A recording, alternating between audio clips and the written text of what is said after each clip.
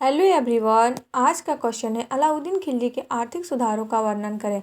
अलाउद्दीन के राजस्व और लगान व्यवस्था का मुख्य उद्देश्य एक शक्तिशाली और निरंकुश राज्य की स्थापना करना था। साम्राज्य विस्तार की लालसा की पूर्ति और मंगोलों के आक्रमणों से सुरक्षा करने के लिए उसे एक बड़ी सेना की आवश्यकता थी और उसके लिए राज्य की आय में वृद्धि करना आवश्यक था। इसके अतिरिक्त हिंदुओं के विद्रोह करने की शक्ति को तोड़ देना भी इसका एक कारण रहा।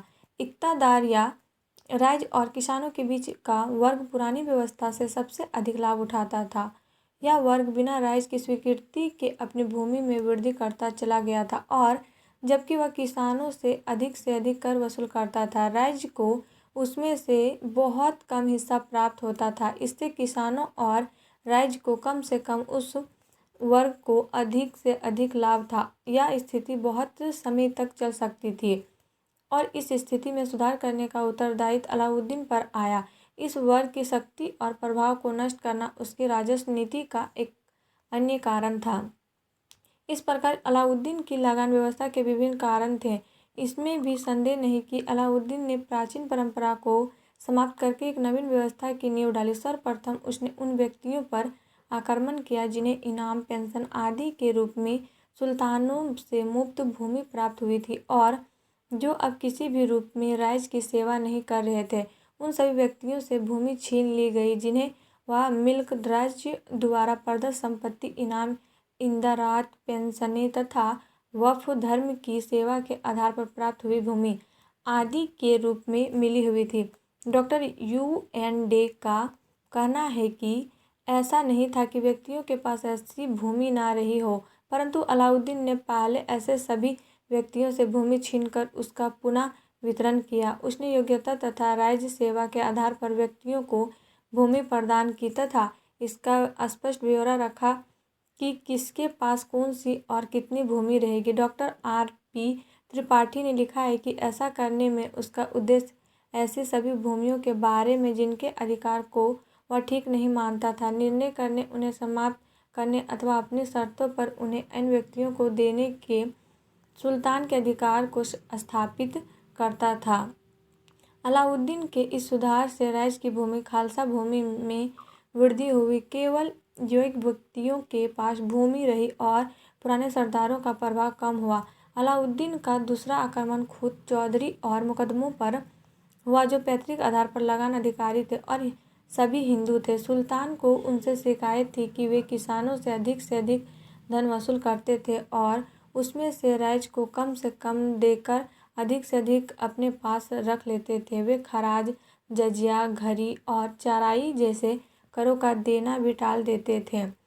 अलाउद्दीन ने उनसे लगान वसूल करने का अधिकार छीन लिया और उनसे विशेष अधिकार समाप्त कर दिए। उनकी भूमि पर से कर लिया जाने लगा और बाकी इन सभी कर भी उनसे लिए गए जिनके कारण खूत, जमींदार और बलहार साधारण किसानों में कोई अंतर नहीं रहा।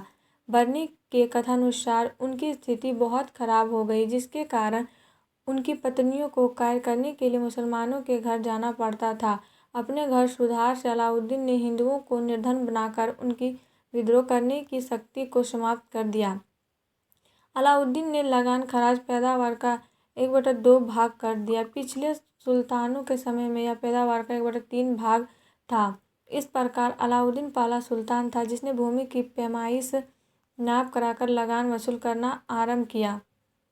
इसके लिए एक विस्वा को एक इकाई माना गया। इसके अतिरिक्त सुल्तान लगान को गले के रूप में पसंद करता था।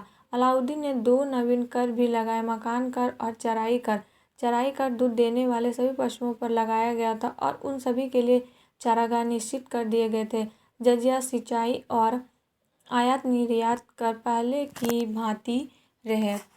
करी अथवा करही एक अन्य कर था परंतु उसके बारे में कुछ ठीक पता नहीं लगता। इस प्रकार किसानों पर कर का भार बहुत अधिक था, इसमें संदेह नहीं। संभवतः राज्य किसानों से उनकी पैदावार 75%, 80% तक करों के रूप में वसूल कर लेता था। इसके अतिरिक्त मुसलमान व्यापारियों पर जहाँ वस्तु के मूल्य का प्रतिशत कर था, हिंदुओं पर यह कर 10% था। अलाउद्दीन की लगान व्यवस्था संपूर्ण राज्य में समान रूप से लागू नहीं की जा सकती थी। भूमि की पैमाइश करके किसानों से सरकारी कर्मचारियों के द्वारा लगान वसूल किए जाने की व्यवस्था दिल्ली और उसके सीमावर्ती क्षेत्र में ही लागू की गई थी। Doctor R.P. त्रिपाठी के अनुसार निचले दोयाब, अवध, गोरखपुर, बिहार, बंगाल, मालवा, पश्चिम पंजाब, गुजरात और सिंध इस व्यवस्था में सम्मिलित न थे।